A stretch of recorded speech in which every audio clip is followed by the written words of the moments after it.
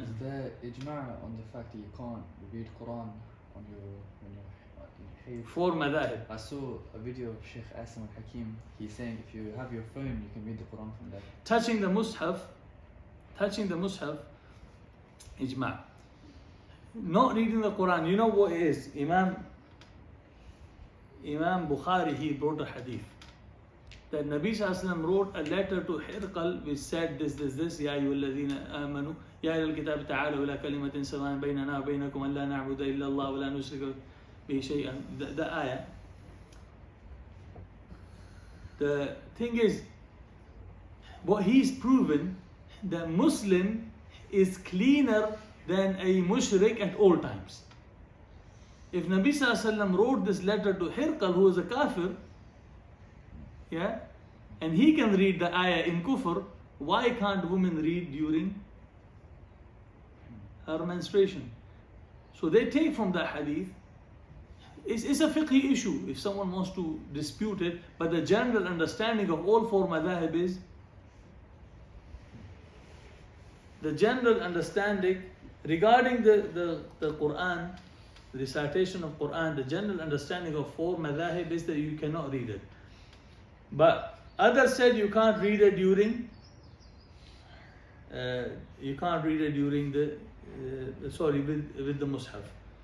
But the madhahib, they agree that you can't even read it without touching the mushaf. Just in anyhow you can't read it, and that's the reason you don't pray salah.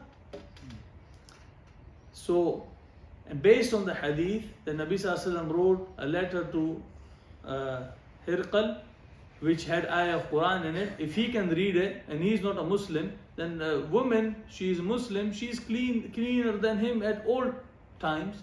Why can't she read it? So it's a fiqh issue. If someone believes that, it's a fiqh issue. How can she qaza? She can do the salah. How can that? No qaza salah. No qaza. No. There's no qaza for salah. During menstruation, she's forgiven for. Forgiven. Yeah. Only fasting. Fasting. Yeah. She don't have to make up anything. Even if she had the wird of Quran, she reads every day. She reads one separa every day. But she couldn't read during menstruation. She doesn't have to make it up. She won't be sinful with that. So she's forgiven for going through.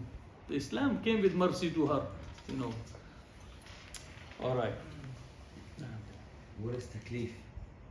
Taklif, a duty put on you.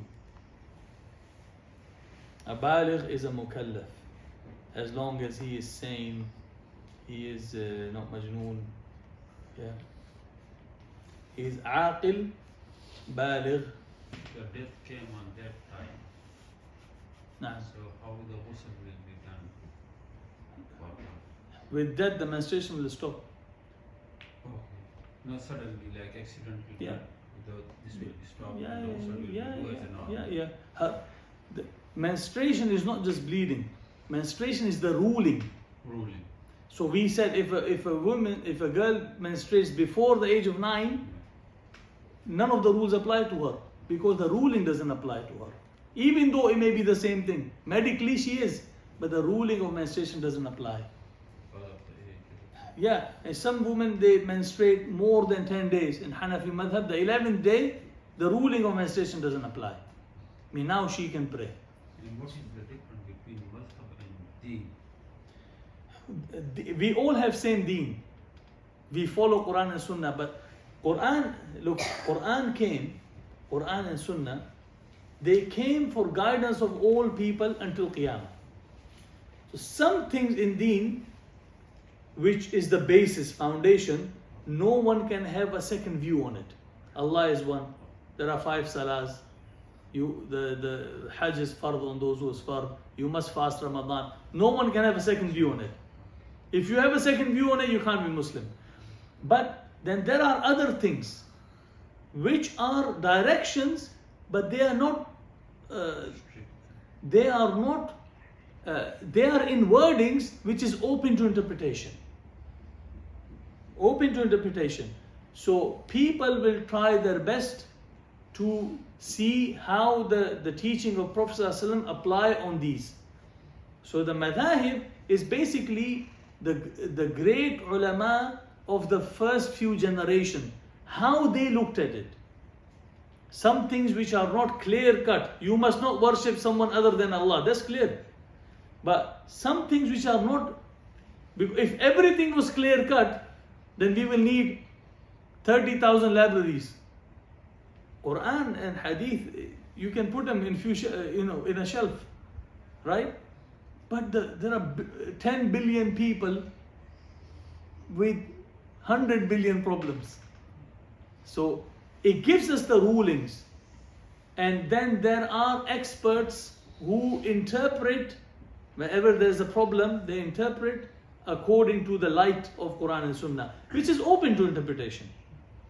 So whoever you trust the most, but if you live in an area, you come from an area where everyone is Maliki or everyone is Hanafi, then you should follow that madhab, because then you're not causing confusion.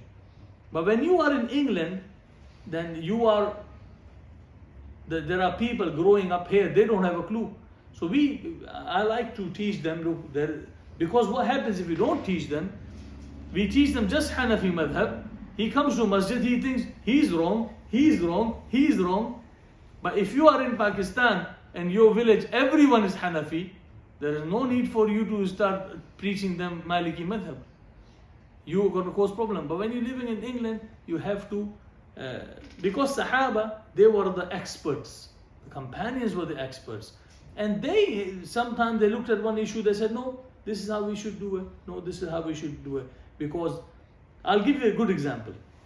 Nabi Sallallahu Alaihi Wasallam was going to Bani Qurayza, a Jewish tribe. There is a group of Muslims. You know what the Prophet said to them? Make sure you pray Asr with us. Pray Asr with, we are going, you have to pray Asr with us. What does that mean? Hurry up. Yeah? Pray Asr with us. Now they were on the way, in the way. While they are in the way, the time of Asr is about to finish. So some people said, Muznaku, we don't pray Salah. Allah said Salah is to be done in His own time. So some said, well, no, Nabi Sallallahu Alaihi Wasallam said pray with us. Even if it's Isha, we're going to pray with him. The other said, no, he didn't mean that. He meant that we should get there by Asr. Now that we are not there, let's pray. So there are two views now. You see? So half of them prayed, half didn't pray. Half of them they prayed when they got there, and half already prayed. When they got there, they just said to Nabi Sallallahu Alaihi Wasallam, this is what happened to us.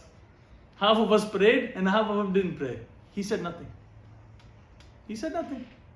So there are directions in Quran and Sunnah which is open to interpretation.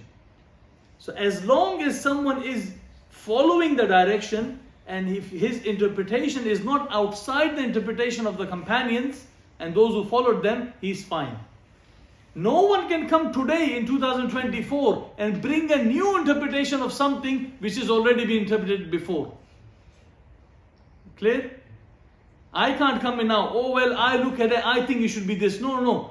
The people before who are better than us, they told us what it means. If it's something completely new, can we pray in the aeroplane? There was no aeroplane back then. What should happen? The countries, the top scholars of any country or any leadership under them, and the countries who can communicate, they should, the highest scholars should sit and they should all discuss and decide. So this is what they did.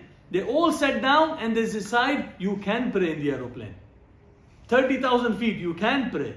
So now you can't go against it. Why? Nabi Sallallahu Alaihi Wasallam said, my ummah will never agree on something as a ijma and be wrong. You have to follow it. So when all of them agree something, you have to follow it. This is how we know that from the Prophet Sallallahu Alaihi Wasallam. So even something new, as long as we take the teachings, we leave that to the experts. Medical issue, we go to experts. The deen issue, we have to go to experts. So as long as we are working in the framework provided to us with the students of the Prophet and those who followed them, we are working under that framework and not bringing interpretation from outside, from our own pocket, we are fine. We can have differences but we don't have differences in things which are not open to interpretation. There are some things open to interpretation. We have differences of opinion with respect. Yeah, one brother, he said, I pray like this. Others said, no, I don't do this after ruku. Some say I do.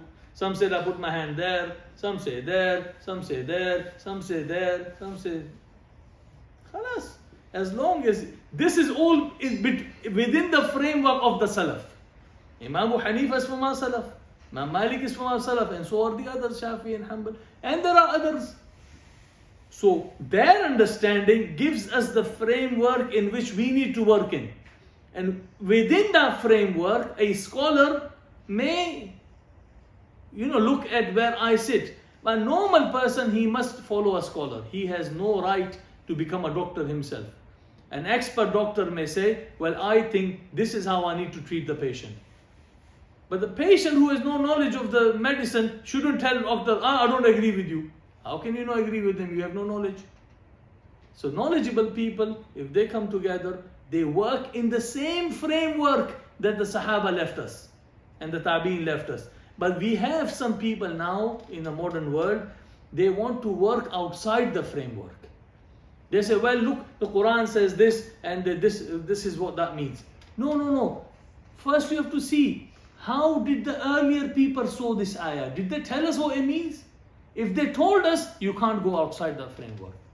But if it's something completely new like aeroplane or microphone, can you pray salah in microphone? It was a massive issue for years. Until ulama, they got together and the whole ulama of all world, they agreed, yes, you can pray. Okay, we take that view.